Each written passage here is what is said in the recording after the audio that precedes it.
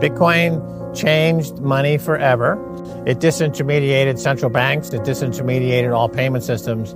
And their response is to double down on their surveillance technology and to double down on all the worst features of fiat money by making them even worse. And so this is the beginning of a fight. It's a fight between the old guard, the old regime of fiat money and CBDC versus Bitcoin, which is perfect money. Right. And the second in his thread, Max, reads this. This is just my opinion, but it's hard to imagine any other outcome. Once the dollar is fully digital, they will have full control. The only asset they will not be able to control will be Bitcoin. That's why this movement is important. Forget crypto bros and NFTs and whether mining uses solar panels or not. This is about the potential for the ruling class to take complete control over their subjects, or inversely, the potential for the people of the world to finally be free. Satoshi made real freedom possible. So real freedom is possible. That's why we always say we're in El Salvador, land of the free, home of the Bitcoin, right? So that's very close. El Salvador, land of the free, home of the Bitcoin. And Sean Lennon is right, and that you have the attempt by the state and others, the corpocracy, the fusion of state and government, or fascism, which is what a CBDC is. It's fascism on the blockchain, to survey every moment of your life and put it into a huge database and to control you accordingly with social credit scores. If they don't like what you're watching, if they don't like what you're shopping, if they don't like how you're voting, your money will suddenly disappear because you have no control. So it's a total loss of freedom. It's total enslavement. And someone like Sean Lennon, who's an artist, a fine artist, great musician, is, the artists, as we've said many times, typically are sensitive to these types of changes a little bit ahead of the population. They have their ears and their senses are open to it. And he senses, as many folks do, that this is the last stand for humanity. Bitcoin is the last stand for humanity. It's not for nothing that El Salvador, the savior, is where we made Bitcoin legal tender. The unelected officials of Europe were warning already before the vote, because all the polls showed that they would elect this first ever female prime minister in Italy. But the unelected officials did not like that woman, right? So they pre-warned the citizens, the voters of Italy, that if they voted for that woman, that they could be sanctioned, essentially. So this is the sort of mindset of these unelected officials in these institutions, whether it's the European institutions that run and govern those 27 nations, or it's the central banks, or the Bank of International Settlements, which runs all the central banks.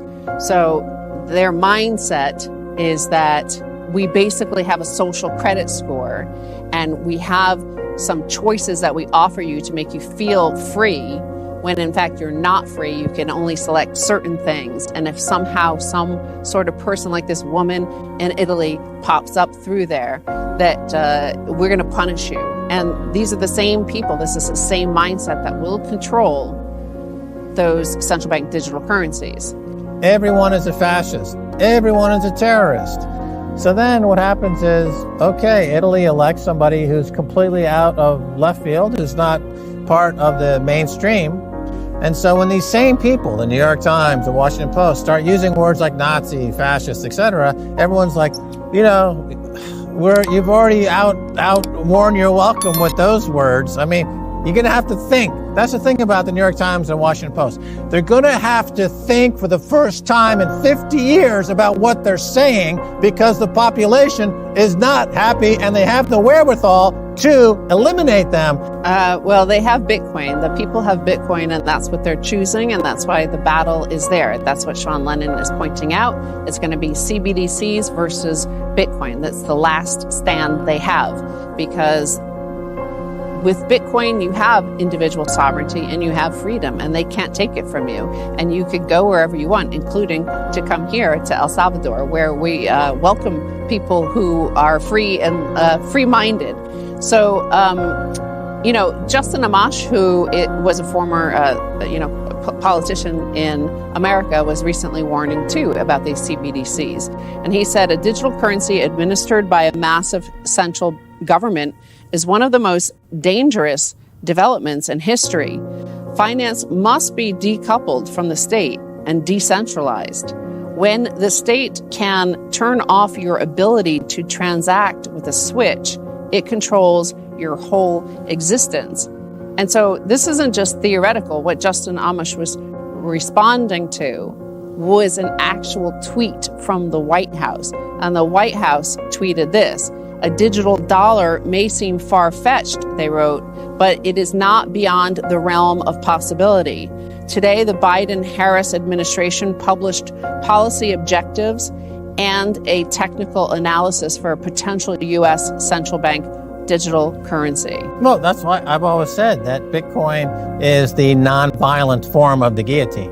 In other words, right before a major revolution, the elites got a little too uppity and they had to be dealt with. Now, Bitcoin is nonviolent. Bitcoin simply replaces the tool of their terrorism, fiat money, for freedom and individual sovereignty. And so we can look forward to something similar historically. All the wheels of history tend to turn similarly every cycle, and that's what we have to look forward to next. And now we have Bitcoin. That's what I was going to say, is like, you remember Michael Saylor had mentioned that all your models are broken. But the problem for these academics and these think tanks and the mainstream media and the unelected officials that run many of the global institutions is that they still operate in the model mindset. They have these inputs and the price is supposed to be something and they're supposed to always rule the world. But the cycles are the things that keep on continuing. The life cycle of fiat currency, the life cycle of an empire, the Thucydides trap, the life cycle of generations, the fourth turning. We have all these cycles that are continuing and they always happen and there's an inevitability to it. But Bitcoin destroyed all the models whereby these elite manage and control that world for all those cycles, like for many successive cycles. But because their models are now destroyed, their ability to control is also destroyed. That's right. Bitcoin is driving them insane.